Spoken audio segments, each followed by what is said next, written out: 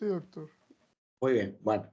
Esta unidad, nuestra tercera unidad, pues tiene que ya ver con el tema que tiene que ver con el gap análisis y el tema muy específico en relación a lo que es el beneficio contra el esfuerzo, ¿verdad? Eso lo vamos a explicar en un momento más. De hecho, va a ser los entregables para lo que es esta tercera unidad. Me gustaría empezar con algo que me parece que debe ser útil para redondear lo que ya entregaron de la segunda unidad y posicionarlos de manera mucho más enfocada hacia lo que es la entrega, los entregables de la tercera unidad, y es los ejemplos de los casos de uso, ¿verdad? Y aquí estoy poniendo diferentes modelos y casos de uso de transformación digital. Cada uno de ellos, si se fijan, pues digamos, la empresa y la aplicación de ciencia de datos, de analítica avanzada, en un proceso en el cual el negocio transformó su forma de operar, ¿verdad? Y bueno, creo que el primero que aparece en la lista aquí, Moneyball, pues bueno, hasta han hecho libros y películas en relación a este caso de uso, que es precisamente en las ligas mayores de béisbol, ¿verdad? El caso de Twitter, Netflix, eHarmony y muchos otros, ¿verdad? Aquí, esta lista me gusta presentarla porque esto nos abre ciertamente el entendimiento de qué se espera en un caso de uso de transformación digital, ¿verdad? Y bueno, y aquí se ve precisamente ya más en detalle el caso de Uber. Y en el caso de Uber, si se fijan, no es solamente un tipo de analítica, no es solamente un solo tipo de habilitador digital.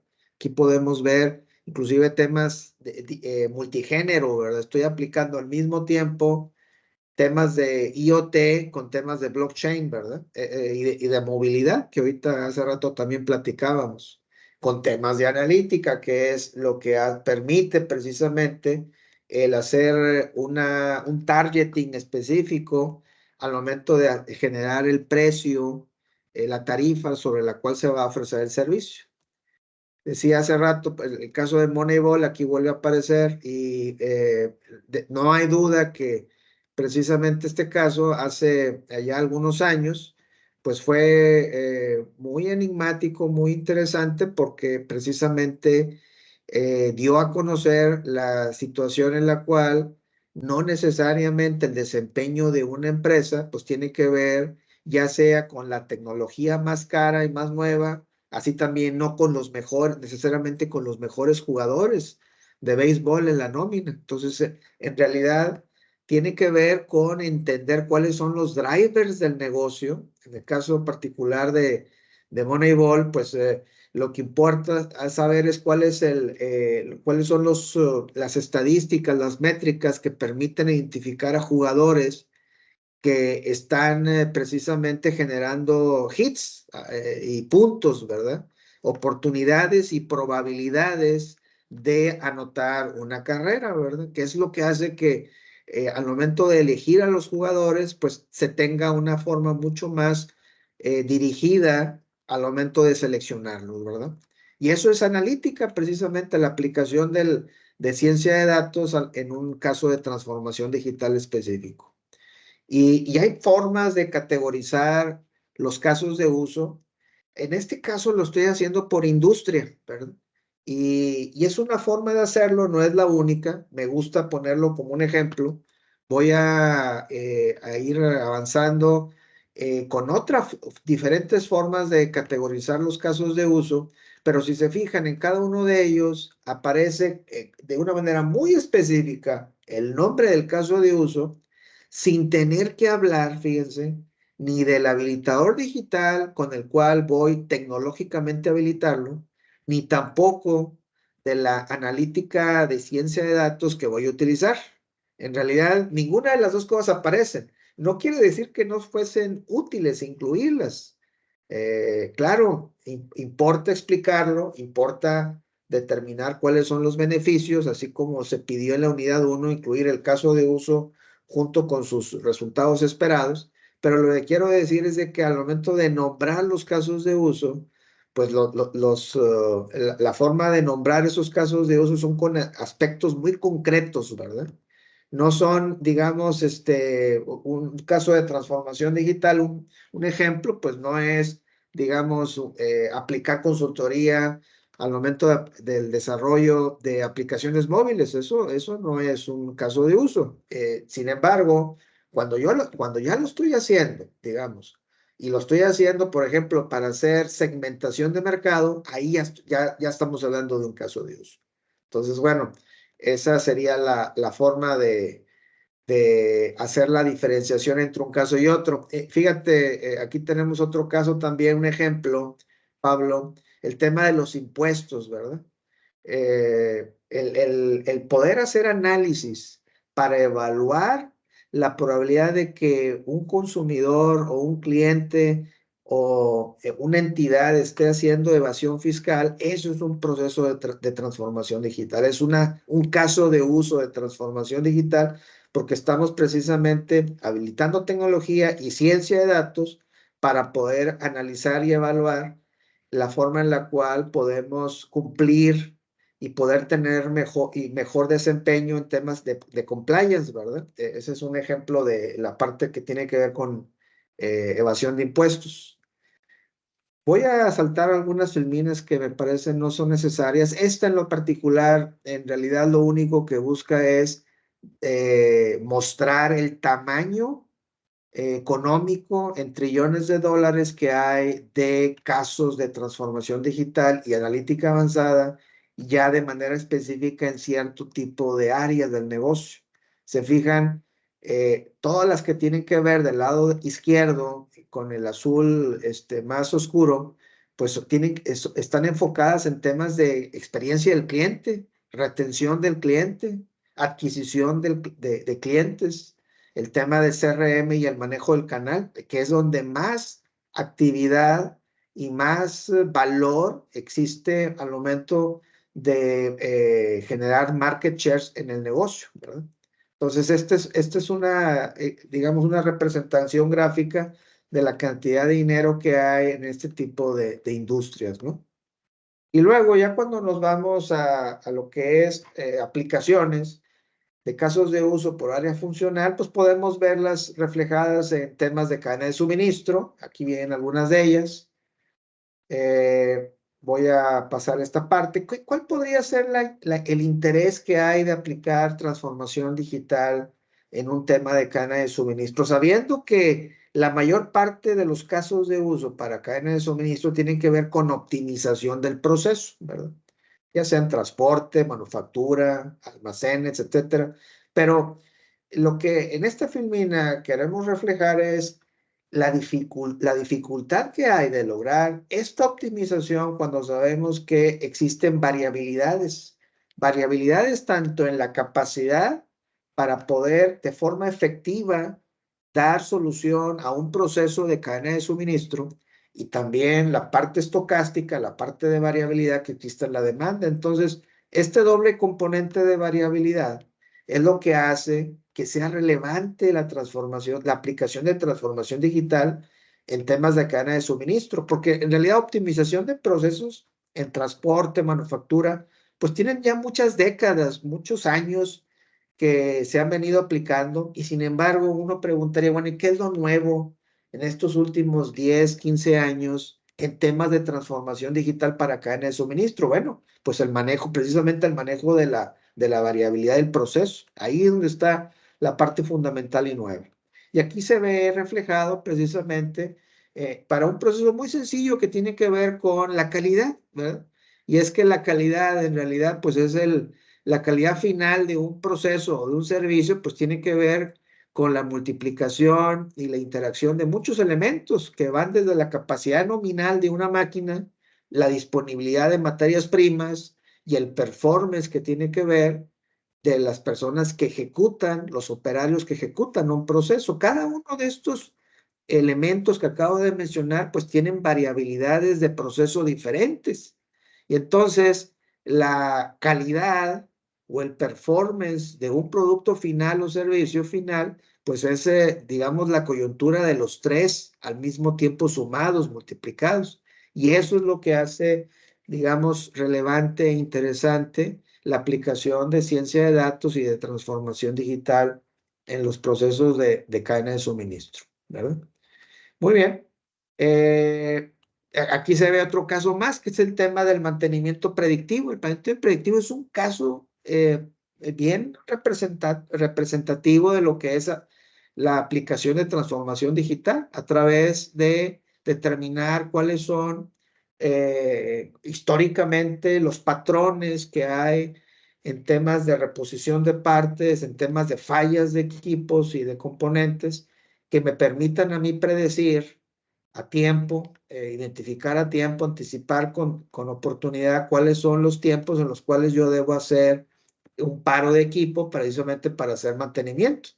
El mantenimiento preventivo, a diferencia del predictivo, pues el preventivo, lo único que te dice, y eso históricamente ha sido la verdad, es el proveedor, de acuerdo al desempeño histórico y a sus registros, te dice cada cuándo debes hacer un paro de mantenimiento.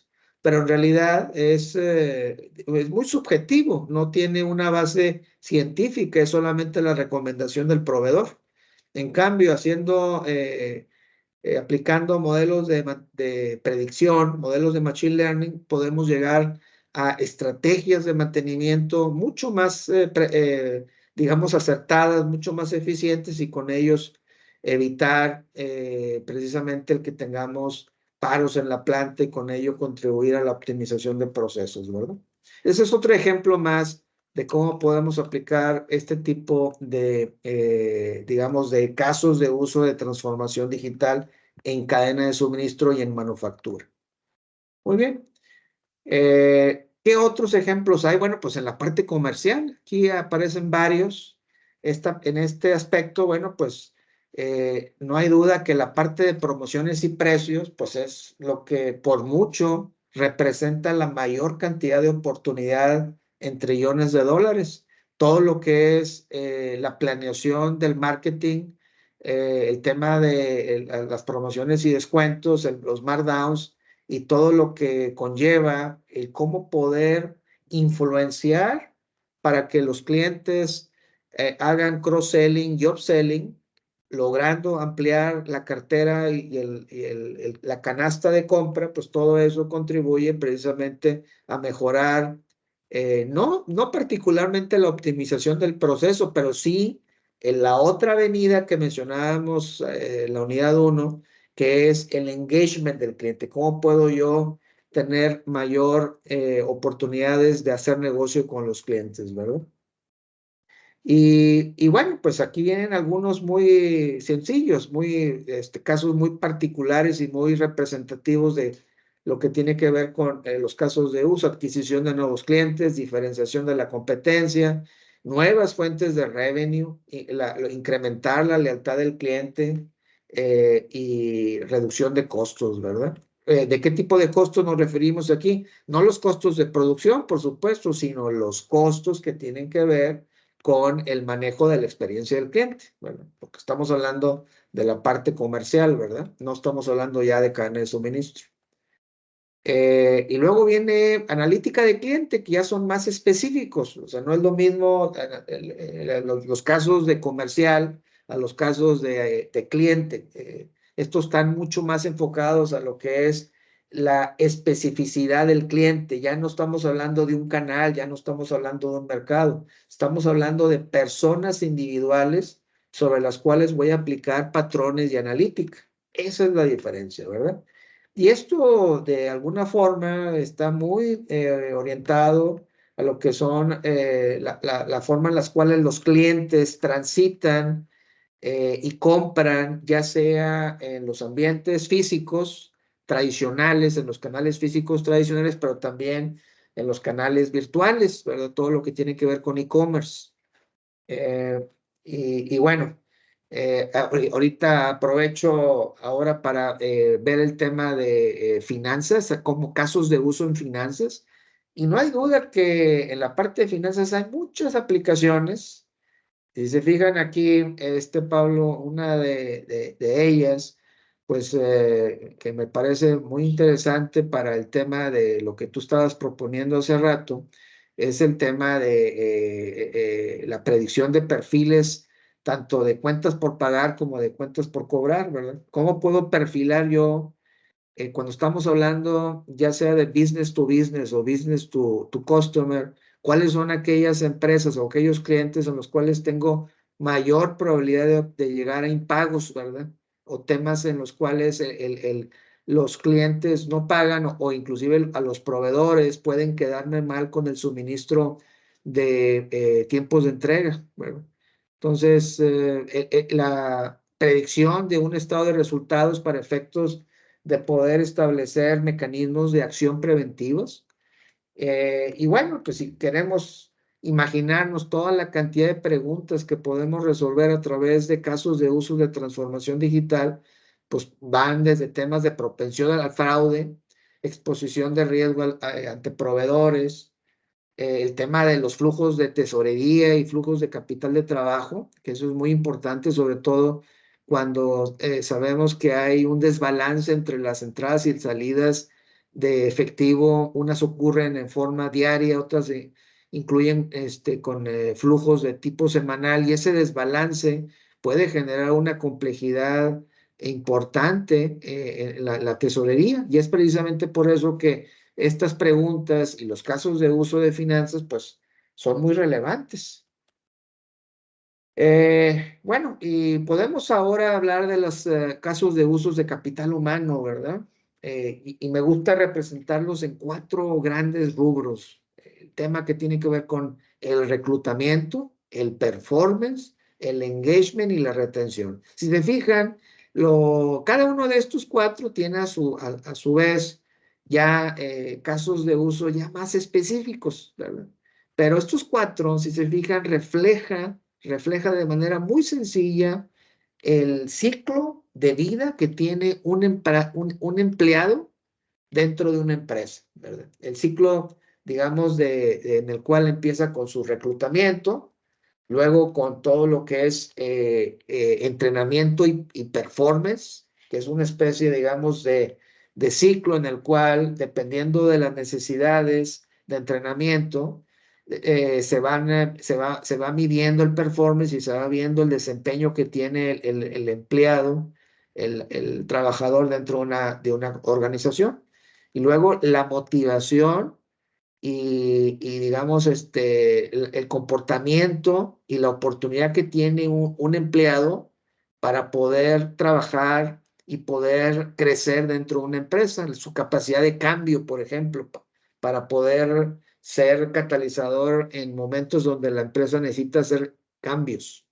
Y finalmente la retención. Sabemos que en temas de retención, pues ahorita la rotación que sufren muchas empresas, pues precisamente hace necesario prevenir cuáles son aquellos empleados en los cuales yo busco proactivamente retenerlos, ¿verdad? Y tener anticipación y visibilidad de esta necesidad, pero también de todos aquellos otros empleados en los cuales la empresa no tiene intención de retenerlos, tenerlo planeado, tenerlo de alguna forma definido, precisamente para poder evitar que haya una disrupción en el proceso por falta de, digamos, capital humano que permita mantener la operación de un negocio. O sea, en ambos casos, los que sí se buscan retener y los empleados que no, en ambos casos es necesario analizarlo y preverlo, ¿verdad? Muy bien. Y aquí vienen algunos ejemplos, pero me gusta mucho siempre representar dos. Uno que es todo lo que tiene que ver con análisis de sentimientos, que viene en la parte superior izquierda, y también el que viene en la parte de abajo, a la derecha, que es todo el tema de los impactos y la capacidad de cambio que hay en un proceso de, digamos, de recursos humanos y cómo es que estos indicadores de recursos humanos conectan con los resultados del negocio. En otras palabras, los temas de ausentismo, los temas de empowerment, los temas de servicio al cliente, estos dos en particular son causales y estos causales tienen que ver mucho con el proceso de recursos humanos, ¿verdad? Cómo estos dos, que son métricas de recursos humanos, impactan en un proceso de negocio. Llámese lo que tiene que ver con servicio al cliente, que es un efecto, una variable de respuesta o de un resultado financiero como es el EBITDA. Y entonces aquí es lo que buscamos, la problemática y el beneficio que buscamos juntamente es cómo indicadores de recursos humanos impactan en un proceso de negocio. Y esta representación gráfica es una red en la cual cada uno de estos nodos representan ser o causales o efectos en un modelo de interacción, y entonces los arcos son los impactos o los efectos principales que hay de las causas hacia los efectos juntamente con las interacciones. Cuando vemos coeficientes positivos, estamos hablando de efectos positivos, y cuando vemos negativo significa lo contrario. Estamos hablando de que en la medida en la cual yo mejoro un valor, yo mejoro un indicador, tiene digamos, un impacto positivo o negativo en la variable de respuesta, ¿verdad? Y es conectar precisamente las variables de recursos humanos con las variables del negocio. Ese sería un ejemplo muy interesante de cómo aplicar transformación digital en recursos humanos. Muy bien. Y no solamente podemos visualizar los casos de uso, ya lo dijimos, por industria, sino también en función a saber si nos interesa más buscar predecir cosas o prescribir cosas. ¿Eh? Y a veces vamos a encontrar casos de uso donde es una combinación de las dos al mismo tiempo.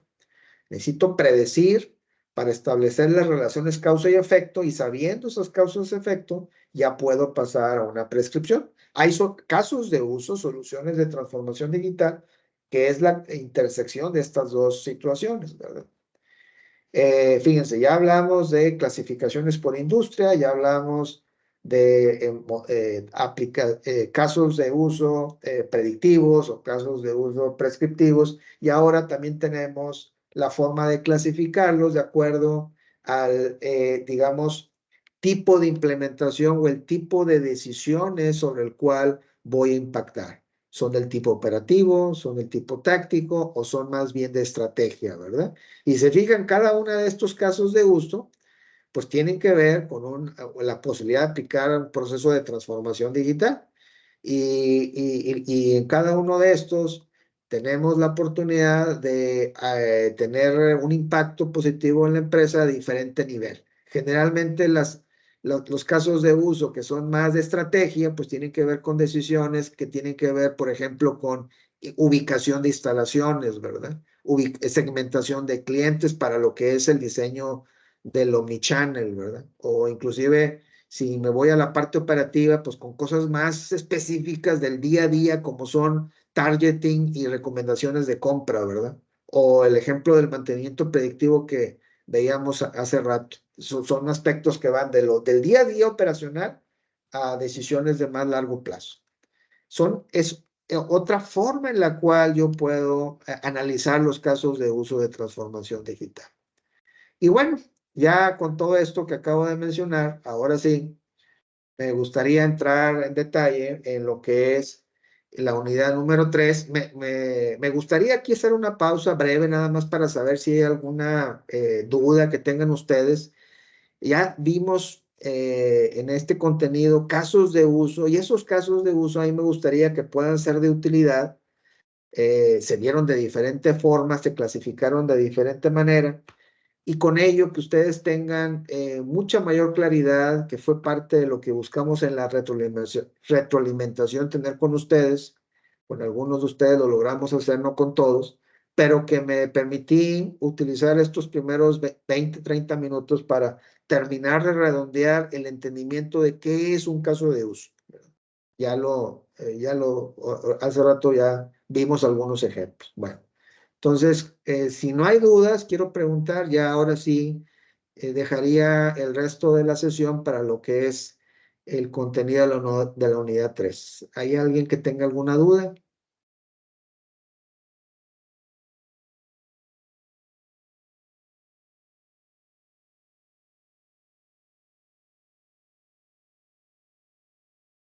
Muy bien, ok.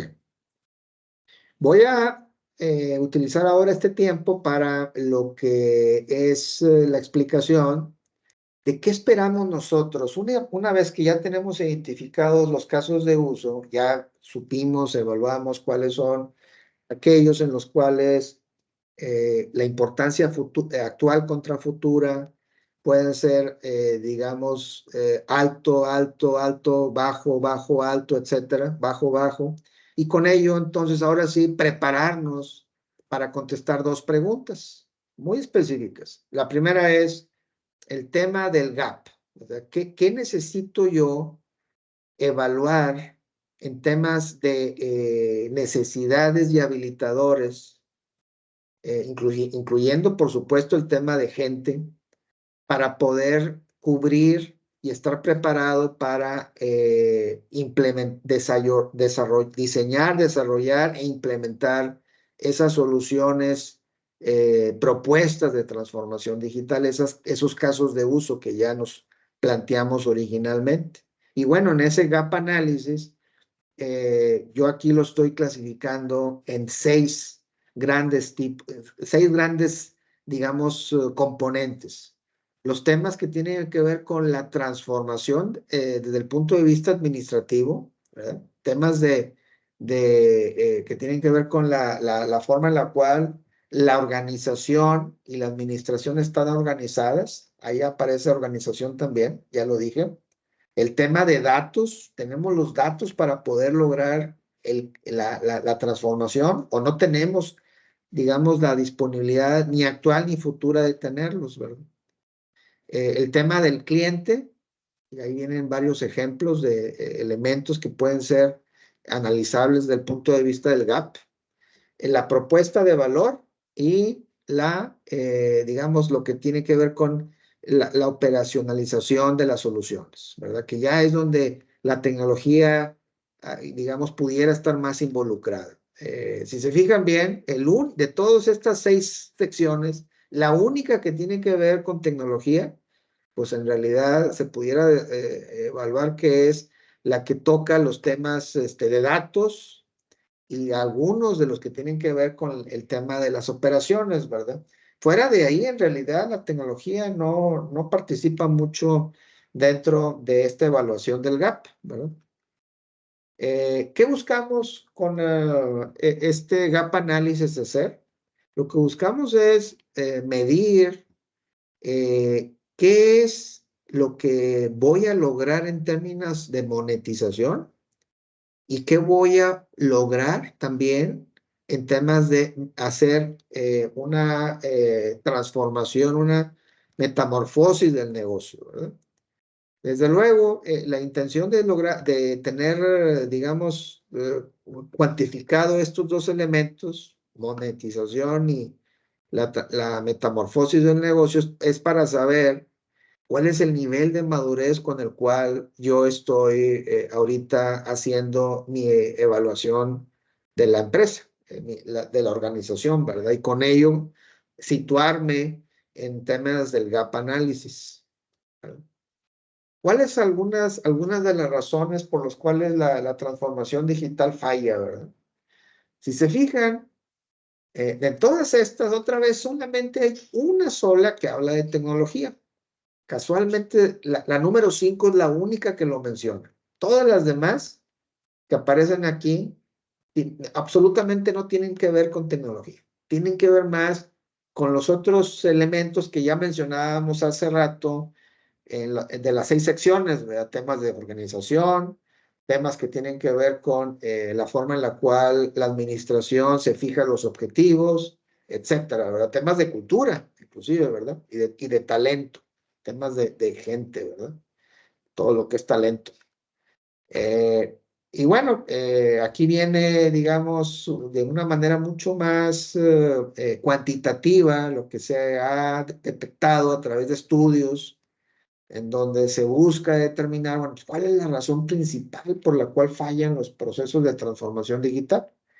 Y pues está muy claro, ¿verdad? ¿Cuál es el que aparece en primer lugar?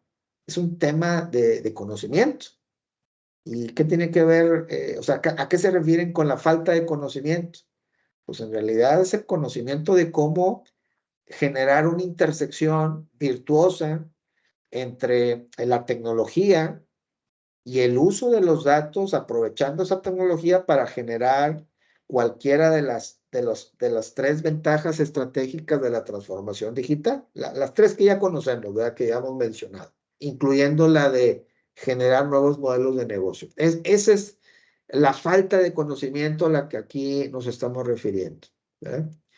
Y bueno, ya vienen luego otras razones, ¿verdad? Hay la segunda que aparece ahí es el sentido de falta de urgencia, ¿verdad? Que no hay en muchas organizaciones el mindset que establece la necesidad de un cambio. En otras ocasiones es la excesiva complejidad, ¿verdad? Y hay muchas otras, pero me parece que estas que estamos aquí viendo en principio, pues son las que con mayor frecuencia ocurre. Y luego aparece de manera muy interesante digamos, estas respuestas o estos puntajes que aparecen en la izquierda vienen mapeados con referencia a diferentes industrias, ¿verdad? Y nos daremos cuenta que no en todas las industrias los retos de transformación digital son iguales, ¿verdad?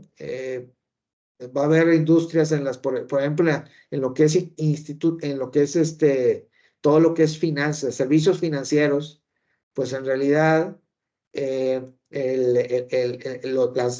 los riesgos de la transformación digital pues van en temas que no tienen que ver particularmente con temas de falta de entendimiento, según lo que aquí se alcanza a apreciar, sino tiene que ver con temas diferentes como lo que es sistemas de control o lo que es complejidad, ¿verdad? Aquí lo importante es darnos cuenta de que para cada uno de ustedes, compañeros, con industrias, empresas, organizaciones diferentes, no hay respuestas correctas o equivocadas de lo que es un gap análisis, porque en cada una de ustedes, en cada uno de sus análisis, podemos encontrar resultados completamente diferentes y dificultades diferentes. Dentro de este proceso, la forma en la cual ciencia de datos contribuye puede ser muy diferente también y tiene que ver otra vez con el caso de uso. A ver, casos de uso en donde ya estén ya las soluciones muy probadas, cosas que ya se han hecho en otras empresas. Inclusive se pueden tomar casos de uso de otras industrias para querer aplicarlo en una industria diferente, específica, y como ya está probado, lo que hago es más bien un enfoque de operacionalización, como el que está aquí visto en la derecha, ¿verdad? Lo que hago es tomar el ejemplo de otra industria, de un caso de éxito que ya funcionó en otra empresa y aplicarlo con digamos, un enfoque mucho más enfocado hacia lo que son los resultados esperados, ¿verdad? No tanto como sucede en la parte derecha, izquierda, quiero decir, en donde para casos de uso que son completamente nuevos, que nunca se han desarrollado, que son ideas que en realidad no tienen la experiencia de haberse encontrado en otros lados, pues ahí es mucho más, hay más riesgo, ciertamente, y requiere más un esfuerzo de innovación, está más enfocado en una innovación. Y definitivamente hay pros y contras, ¿verdad? En ambos casos, pero ¿de qué depende el que elijan un camino o el otro? Pues va a depender del caso de uso, definitivamente. Muy bien. Y bueno, fíjense, ahorita platicábamos con Andrea de lo que son, cuál podría ser, digamos, una transformación digital en una consultoría, ¿verdad? ¿Cuál es la transformación digital en una consultoría? Entonces, aquí lo que estamos mostrando en este caso, en esta filmina, son los servicios de una empresa de consultoría que pudiera estar buscando implementar casos de uso de transformación digital. Si se fijan, estos servicios no son casos de uso, son servicios. Esos servicios son servicios que generan casos de uso y con ello buscan hacer implementaciones de transformación digital en empresas, organizaciones que son clientes de la empresa de consultoría, pero no son casos de uso, son servicios. Esa es la diferencia. No sé, Andrea, si nos está escuchando, pero quise esperar hasta esta ocasión aquí para precisamente mostrar la diferencia entre un caso de uso y un servicio. No es lo mismo. Muy bien. Entonces, visto eso, qué se busca, digamos, al momento de hacer la valoración del gap análisis? Una de las cosas que se buscan cubrir es qué tan bien, qué tanto talento hay de ciencia de datos en una organización. Y esta parte es una parte importante de lo que va a ser el gap análisis, ¿verdad? Yo les di un ejemplo donde venía, ya lo vimos en la filmina anterior, voy a regresarme tantito, 6 diferentes secciones, ¿verdad? Y, y no hay duda que cada una de ellas cubre una parte diferente de lo que es el espectro, pero lo que tiene que ver con analítica, ciencia de datos, que aparece en la parte de abajo ligeramente a la izquierda, pues es uno en donde, si se fijan bien, es de donde más gap existe entre lo que existe disponible, que está en rojo, con respecto a lo que se necesita, que está en azul o verde, no sé cómo lo estén viendo, ¿verdad? Entonces, si se fijan, ese gap que está ahí, pues es uno de los más grandes. Y es que precisamente la falta de talento en ciencia de datos es lo que en muchas organizaciones aparece ser como la principal necesidad, el principal gap. Ahora sí me regreso a esta filmina. Qué tiene que ver eso que acabo de mencionar en el gap análisis con esta filmina? Bueno, tiene que ver en el sentido de que una de los factores críticos de éxito de las soluciones de transformación digital es dos cosas. Voy a mencionar la primera aquí, que es enriquecer los modelos de analítica, no solamente con los datos y los modelos analíticos, sino también usando reglas de negocio. Entonces, esas reglas de negocio, si se fijan, no vienen de los datos. ¿De dónde vienen, compañeros? ¿Alguien me podría decir? No vienen de los datos, no vienen de los modelos. ¿De dónde vienen esas reglas de negocio? Pues precisamente vienen del expertise que hay en el diseño de los procesos y en la gente que lleva a cabo los procesos del negocio. Entonces, el poder, al momento de hacer la modelación analítica, poder dentro de los modelos, con los datos y junto con ese expertise que existe en las empresas, en los procesos, poder amalgamar ambas cosas, si se fijan, es lo que es, digamos, el best practice, la mejor práctica, ¿verdad? Si se fijan, lo pueden ver en la parte derecha. ¿Cuál es el valor que me dan la parte del uso de minería de datos, la parte de los modelos de analítica? Y luego, si a eso le añado el expertise humano, ya con las reglas del negocio, es donde logro llegar al el escenario ideal.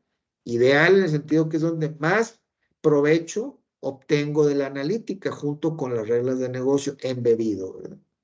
Muy bien, ese es el primero de los elementos que quería mencionar. Y el segundo es todo lo que es ciencia de datos, todo lo que son modelos de ciencias de datos, pues en realidad ni siquiera es el entregable de un proceso de transformación digital. Y es por esa razón que siempre les he dicho que el objetivo en una clase como esta, en un seminario como este, no es que se hagan expertos en ciencia de datos, porque ese no es, ni siquiera es el final, ¿verdad? Ustedes pueden verlo aquí representado de izquierda a derecha, y empezamos con los datos, ¿verdad? Y son datos que pueden, como se alcanza a apreciar ahí, pudieran venir inclusive de habilitadores de IoT o de habilitadores tecnológicos, pero esos datos por sí solos no son suficientes, pasan a ser modelados con ciencia de datos, tampoco es suficiente, se generan analíticos y esos analíticos me llevan a procesos de decisión. Fíjense, mientras no tome decisiones para poder cambiar un proceso o mejorar un proceso, cualquiera de los tres de los que hablábamos en las estrategias de transformación digital, mientras no lo haga, mientras no tome decisiones, pues en realidad nada va a pasar, porque los modelos no van a generar decisiones, los modelos van a generar recomendaciones junto con los analíticos. Y entonces el proceso de decisión me lleva precisamente a generar ya un cambio, y ese cambio es precisamente el proceso, que es en el extremo derecho, ¿verdad? Entonces, en resumen, la idea es que todos estos modelos de analítica y ciencia de datos estén embebidos en los procesos del negocio. Esa es lo que hace, digamos, lo que estoy aquí buscando hacer énfasis con ustedes como segundo elemento, ¿verdad? Entonces ya dijimos dos, lo que es el embeber el expertise dentro de los modelos, y el segundo es embeber la ciencia de datos, todo lo que es la modelación de ciencia de datos en los procesos del negocio, en los procesos de decisión y eventualmente en los procesos ya operativos del negocio. Son dos elementos importantes que me ayudan a mitigar el riesgo del que hablábamos hace rato en el gap analysis. Muy bien. ¿Cuál es el ciclo de vida de un proyecto de transformación digital y aplicando ciencia de datos? Bueno, pues aquí vemos ese proceso, y en ese proceso, desde que se formula el problema, hay una preparación de datos, exploración de datos, etcétera. Si se fijan, todo esto tiene que ver únicamente con el modelo analítico, ¿verdad? No tiene que ver particularmente ya con lo que resta y cómo se va a embeber en un proceso de negocio. Pero aquí estoy haciendo doble clic de lo que es el aspecto del modelo analítico. Que si se fijan bien, esto que acabo de mencionar se parece mucho a lo que es una solución, a lo que sería un enfoque del método científico para poder resolver un problema, ¿verdad? Partimos del planteamiento de un problema, el conseguir datos, el generar hipótesis y luego ya desarrollar un modelo teórico que me ayude a resolver el problema, que en principio pues fue el origen de todo esto, ¿verdad? Muy bien. Bueno, déjenme ahora hablarles en un proceso de implementación, de qué forma podemos nosotros amarrar todo esto que acabamos de decir, que está en la parte en medio, ¿verdad? La parte en medio es lo que ahorita estábamos haciendo doble clic, y que tenemos algo, un elemento que está previo a eso que está en azul, que aparece aquí del lado izquierdo, y luego aparece también algo más que está del lado derecho, que es precisamente ya lo que es la operacionalización de la solución. Entonces, lo que tenemos en medio era lo que mencionábamos hace rato del modelo de ciencia de datos. Perdón, me voy a regresar. Y digamos, tanto lo que es el setting inicial a la izquierda, como también la operacionalización y la mejora, el proceso de mejora que aparece aquí a la derecha, son elementos importantes que me ayudan a lograr varias ventajas, y entre ellas es el lograr productos tangibles en cada proceso de iteración, en cada iteración de mejora, siempre lograr productos tangibles que me permitan mantener el rumbo, ¿verdad? La otra ventaja, pues, es el tener un proceso enfocado en la rapidez y la prueba de valor. La otra, previsibilidad y sencillez. Y finalmente, el buscar con un proceso de este tipo, minimizar el riesgo y el tiempo, el costo de los entregables.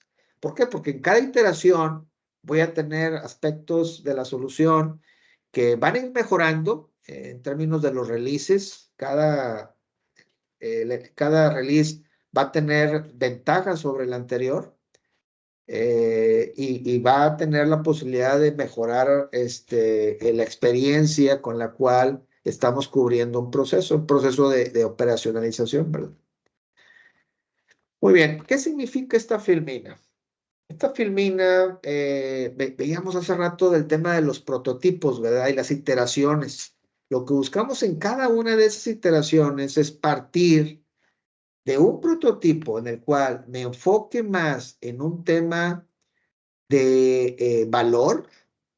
Al principio, en los primeros, me voy a enfocar más en temas de valor y luego me voy a enfocar más en temas de funcionalidad. ¿Qué quiere decir esto? De que en la medida en la cual voy avanzando en las iteraciones con releases de una solución de transformación digital, releases futuros, voy a irme alejando del enfoque de valor hacia un enfoque de funcionalidad. ¿Por qué? Porque la solución va madurando. Y en la medida en la cual en las iteraciones iniciales logre comprobar valor, minimizo riesgo, ¿verdad?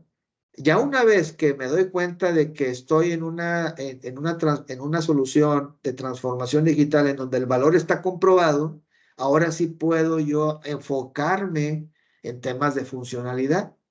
Pero es básicamente el enfoque en el cual priorizo valor al principio de las iteraciones y eventualmente busco cubrir los aspectos de funcionalidad en releases posteriores. No sé si hasta aquí tengan alguna duda o pregunta, compañeros. Ese es el enfoque de prototipos, ¿verdad? Generación de prototipos en cada iteración, como lo veíamos hace rato en la filmina anterior. Muy bien. Bien. Voy a seguir avanzando. Creo que esto ya tiene que ver con, fíjense, este slide ya lo habíamos visto antes, pero en esta ocasión en realidad estamos viendo que en la parte en medio, más que un caso de uso, lo pusimos en el extremo inferior izquierdo, el caso de uso, ahí parece chiquito, pero es que estamos dándole oportunidad ahora a lo que es las dimensiones y el servicio de la transformación digital. Y entonces aquí estamos hablando digamos, una solución de transformación digital o un portafolio de soluciones de transformación digital, pues pueden tener aspectos estratégicos, tácticos y operativos. Y todo esto lo estamos mencionando porque para esta unidad que vamos a cubrir ahorita ya con los entregables que la doctora Madrigal nos va a explicar, es necesario hablar de métricas, ¿verdad? Y en esas métricas van a haber diferentes tipos y algunas de ellas, esas van a ser métricas de tipo operativo, otras de tipo táctico y finalmente otras de estrategia. Y es por esa razón que estamos aquí hablando de estas tres dimensiones, ¿verdad? Muy bien. ¿Cuáles son cuál es el ecosistema que hay en aplicaciones de ciencia de datos, habilitadores de digitales en transformación digital? Bueno, pues aquí hay algunos de ellos. Todas estas son marcas de proveedores de tecnología. Esto no es ciencia de datos, esta es la tecnología que habilita ciencia de datos, tecnología para predicción, para modelos de predicción, prescripción, big data, ¿verdad? Pero que son en algunos casos open source y en algunos otros casos son comerciales, ¿verdad? Dependiendo de los recursos de la compañía, de la empresa, pues podemos acompañar estos elementos con, digamos, habilitadores con licenciamiento comercial o con open source, dependiendo del presupuesto y del tamaño de la empresa.